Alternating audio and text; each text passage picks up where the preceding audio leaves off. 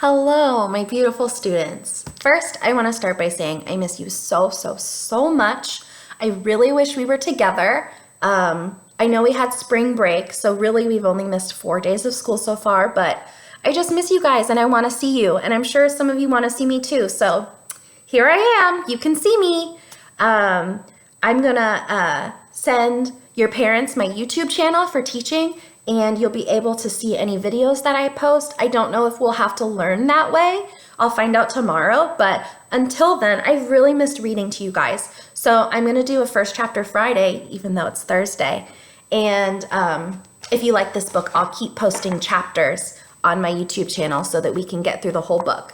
This book is called Sidways Stories from Wayside School, and it is fiction. It's a really funny story, so I'll probably be laughing as I read it to you guys. I hope you're laughing at home too, because the whole point is to make you feel better. Because even though we're all in our own homes and we're practicing social distancing to make sure we don't share our germs or get sick, we're still a class. There's still all 19 of us, plus me. We're still a class here. And we don't have to not talk to each other just because we can't see each other. So if you want to talk to me, you can have your parents record a video of you and they can email it to me, or you can write me a letter and they can take a picture and email it to me, and I'll respond back to you, because I think it's really important that we still talk even though it seems like we're all really far away from each other. Before I start reading, I want to say great job to Zanaya, Nayeli, Kyla, and Valeria, who have been working on Imagine Math or Reflex Math. I can see that you guys are working really hard, and I can see that some of my other friends haven't logged on. And that's okay, because we just got off spring break. But remember that if you want to practice math and reading at home, you have all sorts of things on your class link that can help you. And if you're bored and you want to practice some typing clubs so you can become an amazing fast typer like me, you can do typing club too. But remember, math and reading is so important, and you don't want to forget all the skills that you've been learning all year and working so hard to remember. So if you get on Imagine Math, it shows me how well you're doing. And if you get on iReady or Reflex, it also shows me how well you're doing. And if I see you doing a really great job, like Nayeli, Zanaya, Valeria, and Kyla, I'll give you a little shout out in my next video. And I'll let everybody know that you're doing amazing. I also have some special prizes that I can deliver to your homes if you guys really blow me away with how many Imagine Math lessons you pass. But don't worry about that too much until we figure out for sure how we're going to learn. Until then, I'm going to read, and I hope you enjoy this book. It's a really funny one. It has 30 chapters, which seems really long, but the chapters are pretty short. This book comes with an introduction, which is kind of like a mini chapter at the beginning to explain what the book is about. This book contains 30 stories about the children and teachers at Wayside School. But before we get to them, there is something you ought to know so that you don't get confused. Wayside School was accidentally built sideways. It was supposed to be only 1 story high with 30 classrooms all in a row. Instead, it is 30 stories high with 1 classroom on each story. The builder said he was very sorry. The children at Wayside like having a sideways school. They have an extra large playground. The children and teachers described in this book all go to class on the top floor, so they're all in the top class. So there are 30 stories from the 30th story of Wayside School. It has been said that these stories are strange and silly. That is probably true. However, when I told stories about you to the children at Wayside, they thought you were strange and silly. That is probably also true. And if you remember anything about our class, you know we are a little bit strange and silly. The first chapter is called Mrs. Gorf. I don't know, she doesn't look very nice. She's got a crazy tongue, and there's a lot of apples there. I wonder what that's about.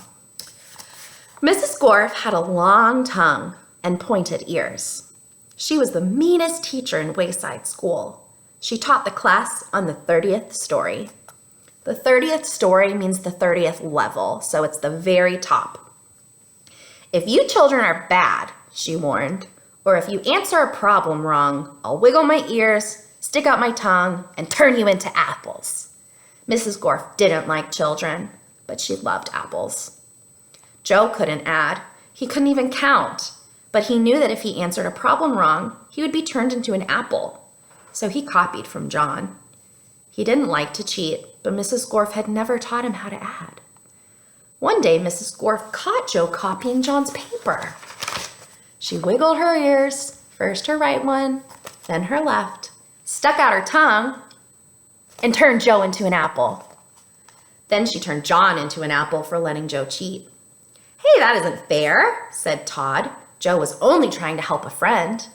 Mrs. Gorf wiggled her ears, first her right one, then her left, stuck out her tongue, and turned Todd into an apple. "Does anybody else have an opinion?" she asked. Nobody said a word.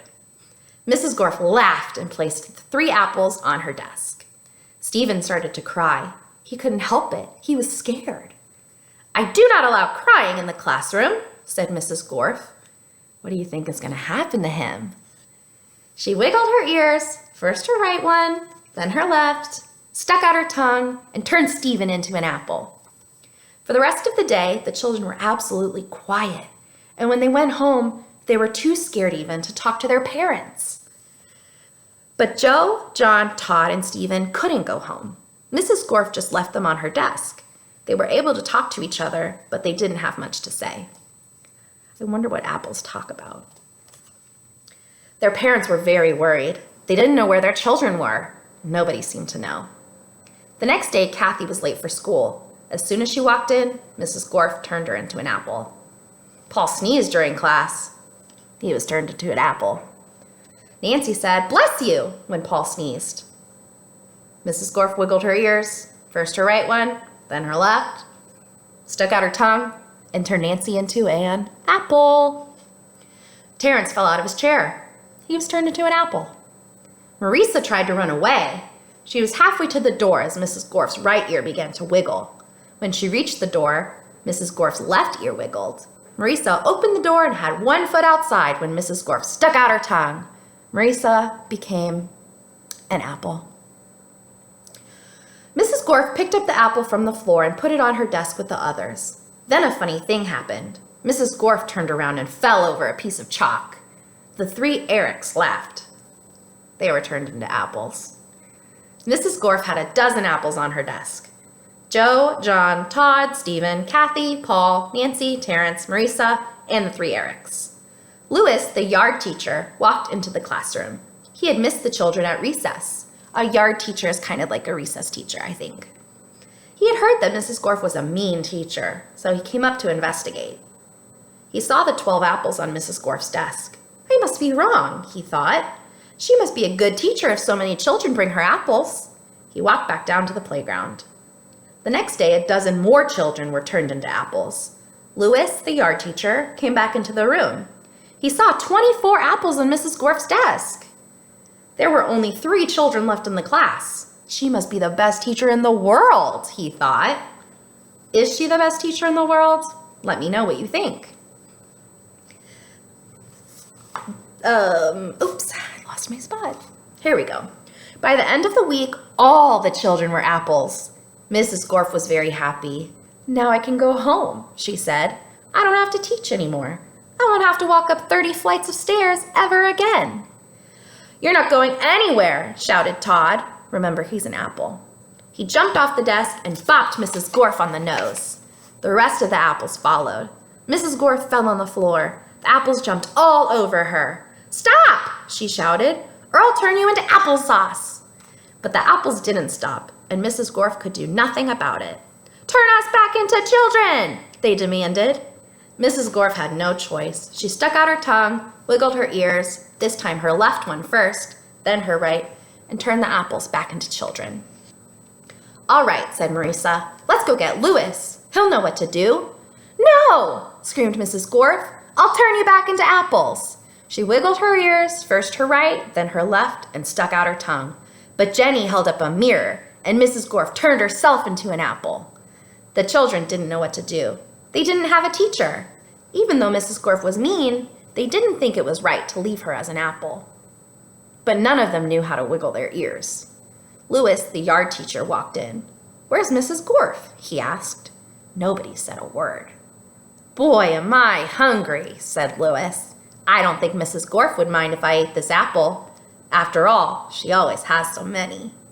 He picked up the apple, which was really Mrs. Gorf, shined it up on his shirt, and ate it.